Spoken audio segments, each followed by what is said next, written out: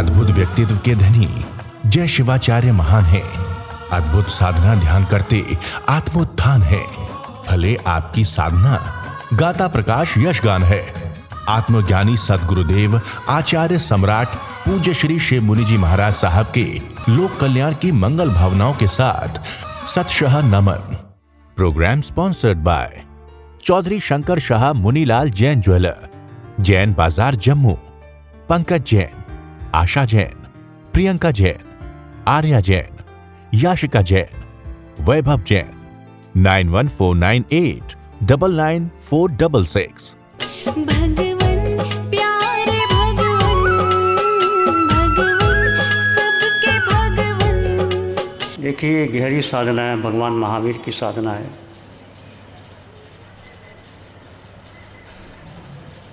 ये गहरे प्रयोग हैं। पहले तो आप अपनी आस्था और श्रद्धा को परिवर्तित करना होगा। जन्म से लेकर आज तक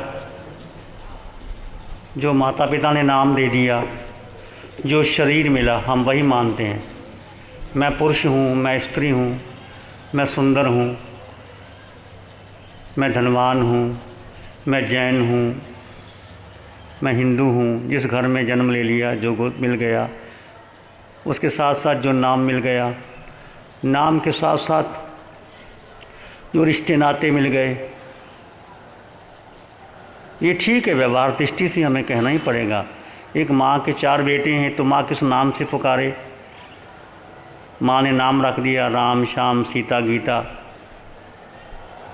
तो यदि चारों को कोई नाम ना दिया जाए तो माँ कैसे बुलाएगी?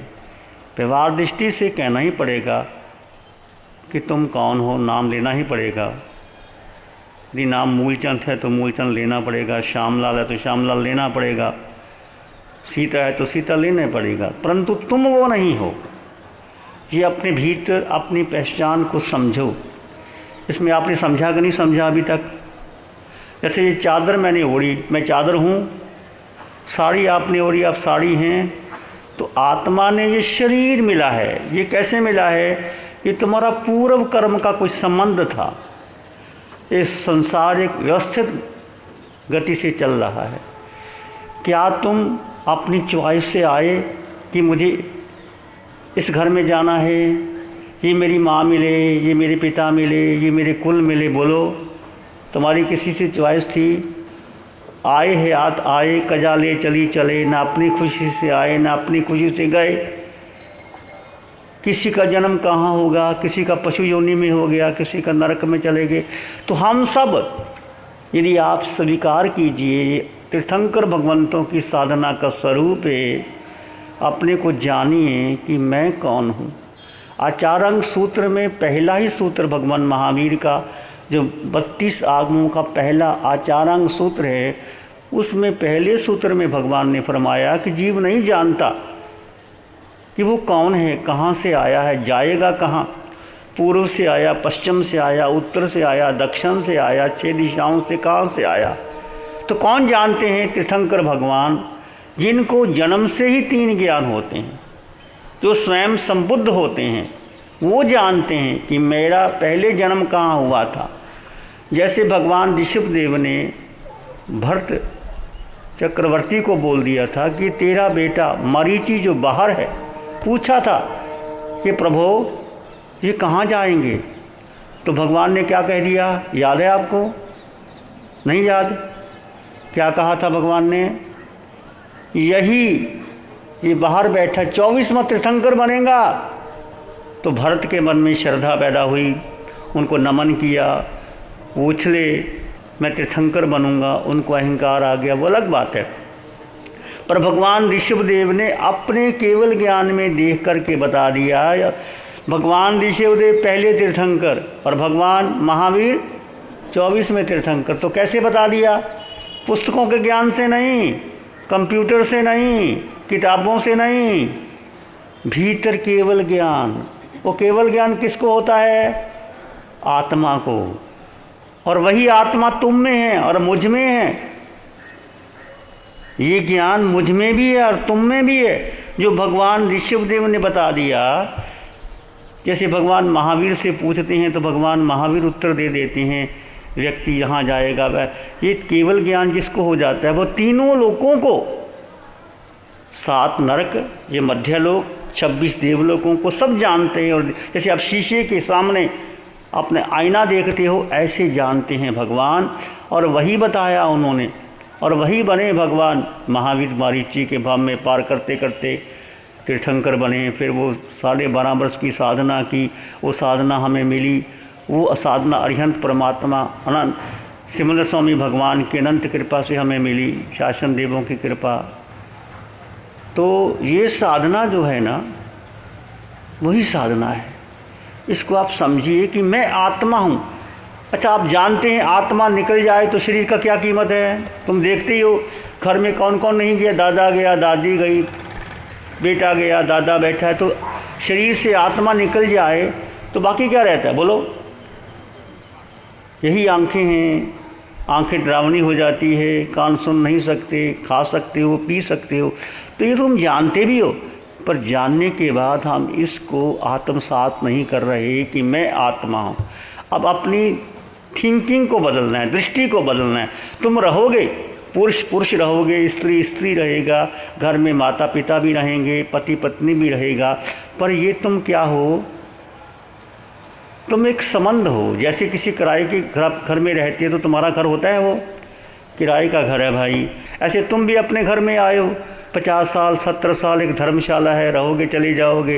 ये घर तुम्हारा है, पति तुम्हारा है, पत्नी तुम्हारी है, बोलो। एक नाम दे दिया, हम उसके पीछे कितना चिपकाव है हमारा, कितनी अटैचमेंट है। यही मिथ्या दृष्टि है, इसको अज्ञान कहा, मोह का। ब्रह्म सत्यम जगत मिथ्या, the world is illusion, deception, माया, संसार एक माया की तरह है। तो ये साधना बड़ी गहरी है।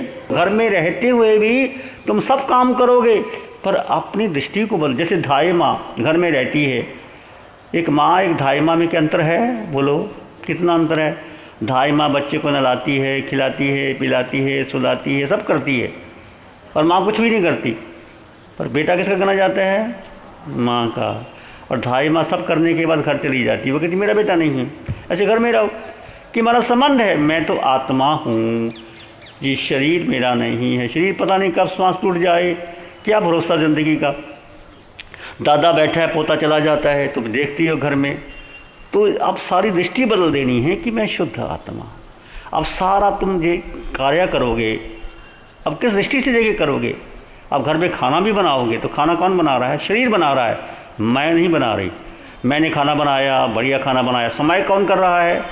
तुम समय कर रही हो, शरीर कर रहा है, आत्मा समय नहीं कर रही। उपवास कौन कर रहा है? शरीर कर रहा है। भोजन कौन बना रहा है? भोजन कौन खा रहा है? धन कौन कमा रहा है? फैक्ट्री कौन जा रहा है? शरीर। कौन चल रहा है? बात कौन कर रहा है? देख कौन रहा है? सुन कौन रहा है? आंखें, कान, नाक, शरीर। तो पांचों इंद्रियां, छठा मन, बुद्धि, ये शरीर का हिस्सा है। विचार शरीर के हैं, मन के हैं, आत्मा का कोई विचार नहीं। अब ये डिस्टिंक्शन करनी है, शरीर के गुणधर्म अलग हैं, आत्मा के गुणधर्म अलग हैं। आँख का स्वभाव क्या है? देखना। कान का स्वभाव क्या है? सुनना। क्या आँख सुन सकती है? कान देख सकते हैं? जब इंद्रियों का अपना अपना स्वभाव है तो आत्मा का स्वभाव क्या है और शरीर का स्वभाव क्या है? बस समझो, शरीर का स्वभाव है क्रिया प्रतिक्रिया करना, ये अच्छा, ये बुरा, ये मेरा, ये तेरा। इससे क्या होता है? जिंदगी भर तुम कर्मों का बंधन करते रहोगे। और जब आत्मा के भाव में रहोगे तो कर्मों की नजर होगी। कितना सुंदर आपको ये ज्ञान मिल रहा है। इसको, ये आपका सौभाग्य है। 2 दिन का समय निकाल लो।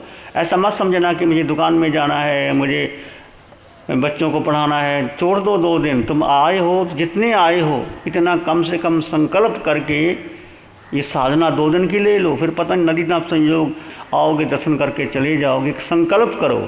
और ये ज्ञान हमारा नहीं है, ये महावीर की साधना का ज्ञान है, हमारा कुछ भी नहीं है। ये सब कुछ जो कुछ है महावीर का है, अरिहंतों का है, तीर्थंकरों का है। हम तो केवल एक निमित्त हैं और तुम उपादान हो। क्योंकि जो भगवान ने दिए, हम तो डाकियाँ हैं। ज्ञान भगवान का, वाणी भगवान की, मैं कहूँ शिव मुनि का ज्ञान। न शिव मुनि, न श्रीश मुनि, न शुभ मुनि, ये उनकी कृपा। जैसे डाकिया चिट्ठी लेके आता है, वो डाकिया चिट्ठी खुद बनाता है क्या? वो तुमने लिखी, किसी को पंचायत एड्रेस लिखा है, डाकिया तुम्हारे घर में लेके आ जाता है। वो चिट्ठी में लिखा होता है आपको 5 लाख का प्रॉफिट हो गया, और चिट्ठी में लिखा होगा किसी की डेथ हो गई, तो डाकिया का क्या कसूर है बेचारे का? तुम डाकिया को गाली दोगे कि चिट्ठी लेके आ गया तुम? किसी की डेथ हो गई, किसी को लाभ हो गया, तो डाकिया तो जो तुम्हारे कर्मों में लिखा वो दे दिया। ऐसा हमारा कुछ भी नहीं। और आज तुम कर रहे हो, मैंने दान दिया, मैंने पुण्य किया, मैंने समाई की, मैंने ये किया, ये भूल जाओ। ये तुमने दिया, एक अवसर मिला। जैसे हम यहाँ आए, तुम लोग इतने लेने आए, लेने आने से क्या हुआ? एक अवसर मिला और आपने हमें अवसर दिया। जब मैं कहूँ मैं आया, तुम इतने लोग आए, आने के बाद फिर मैंने ध्यान करवाया, ये है अहंकार का पोषण, ईगो का पोषण। ऐसा नहीं करना। तुम घर में भोजन खिलाती हो, मेहमान आते, तुम कहते मैंने खिलाया, ऐसा कहते हो मैंने खिलाया, मैंने खिलाया। ठीक है, तुम घर में भोजन बनाओगी, तुम्हारा एक कर्तव्य बनता है। बहनें फैक्ट्री में जाएंगी, दुकान में जाएंगे, धन कमाएंगे, इनका अपना कर्तव्य है, तुम्हारा अपना कर्तव्य है, हमारा अपना कर्तव्य है कि हम आए हैं यहाँ, तुम्हारे घर से भोजन लाते हैं, तुम्हारे घर से रहते, सब कुछ करते हैं। परंतु फिर भी हमारे पास जो कुछ भी है, जैसे तुम्हारे पास जो कुछ अपने बेटे को दे देते हो कि नहीं देते? देते हो कि नहीं? ये संभाल के तिजोरी में रख लेते हो, फिर भी देखते हो बेटा लायक कि नहीं।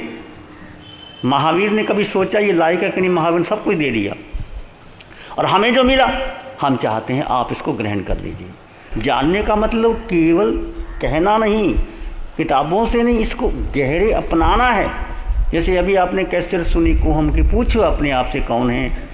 विचार तुम विचार हो, मेरे अच्छे विचार, मेरे बुरे विचार, मेरा ये, मेरी परंपरा, मेरी गुरु धारणा, ये सब बुद्धि का विषय है, मन का विषय है। आत्मा का से कोई संबंध नहीं। आत्मा की आंख नहीं, कान नहीं, आत्मा के माता नहीं, पिता नहीं। आत्मा ने अभी तक एक अन्न का दाना नहीं खाया, एक पानी की बूंद नहीं की। तुमने कितना पानी पिया जन्म से लेकर अभी तक? कुएं भर जाएं। कितना भोजन किया? ढेर के ढेर लग जाए। क्या भोजन बचा है अभी? सुबह खाया, शाम को, शाम के खाया। इस शरीर का महत्व क्या? शरीर का महत्व यही है कि इस देह से में आत्मा है और आत्मा में परमात्मा है। तुम परमात्मा बन सकते हो। जैसे भगवान महावीर ने इसी देह से केवल ज्ञान पाया, 12.5 वर्ष की साधना की, केवल ज्ञान प्राप्त करने के बाद वो सिद्ध बुद्ध और मुक्त हो गए। वही हमें दिया उन्होंने। 30 वर्ष तक भगवान महावीर विहार करते करते करते करते उन्होंने कितनी साधना दी। तो आपको ये साधना मिलती है। सोहम कोहम, अभी 2 ध्यान और बाकी हैं। मैं मेरा डिस्टिंक्शन होगा, अभी आत्मा का और पोषण होगा। जब बीज डलेगा भूमि में, अभी आपकी ज़मीन साफ़ कर रहे हैं। जैसे कोई किसान बीज बोता है तो क्या करता है? ज़मीन साफ़ करता है, फिर बीज डालता है, फिर आत्म दृष्टि का बीज डालेगा, फिर इस पर पानी दिया जाता है, फिर पौधा बनेगा बड़ा।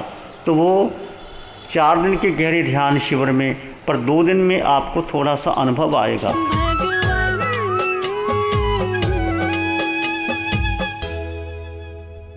ध्यान करेंगे, आंखें बंद, मन वचन का शांत, शरीर शांत, विचार शांत, सृष्टि शांत, वातावरण शांत, हर दिशा, हर किनारा शांत शांत शांत।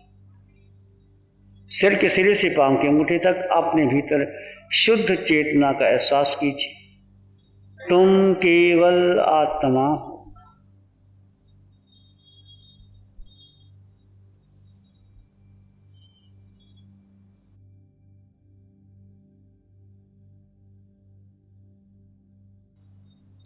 शरीर में जो भी कुछ हो रहा है, विचार आ रहे हैं, जा रहे हैं, स्पंदन हो रहे हैं, भूतकाल के विचार, वर्तमान के, भविष्य काल के, उसको मात्र दृष्टा भाव से देखो और जानो।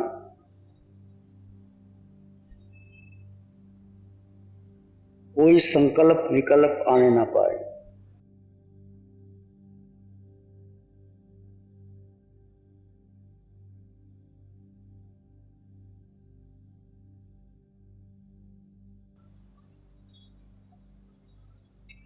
मैं आत्मा हूँ, मैं आत्मा हूँ, शरीर से भिन्न, शीर्ष में रहते हुए विभिन्न हूँ।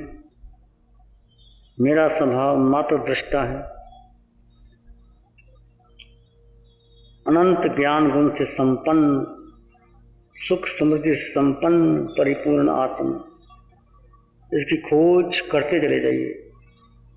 अपना निजी अनुभव सोचिए, अपना आपका क्या अनुभव है। आपका पुरुषार्थ निजी पुरुषार्थ होना चाहिए।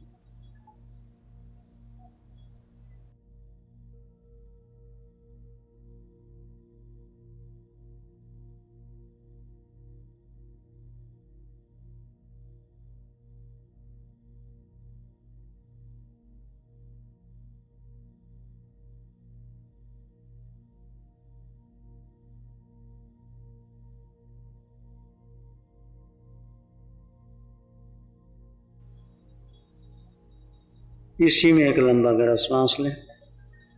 अरिहंत परमात्मा के चरणों में अनंत कृतज्ञता ज्ञापित करें। एक और लंबा गहरा श्वास। अरिहंत परमात्मा के चरणों में नमन और वंदन। दोनों हाथों को आंखों पर ले जाए, हल्का सा स्पर्श, धीरे से आंखें खोल सकती।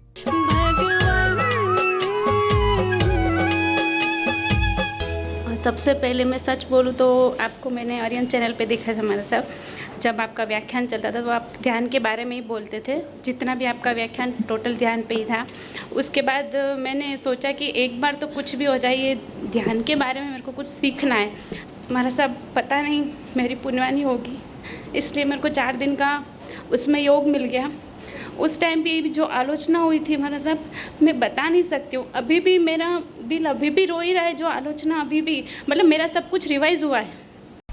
नमो अरिहंतानंग, नमो सिद्धानंग, नमो आर्यनंग, नमो विजयनंग, नमो लोय सब सावनंग, नमो अरिहंतानंग, नमो सिद्धानंग, नमो आर्यनंग, नमो विजयनंग, नमो लोय सब सावनंग, ये पंच नमोकारो सब पावपनासनो मंगलानंच सव्य सिंह पड़मंग हवाई मंगलम। आपका खूब खूब मंगल।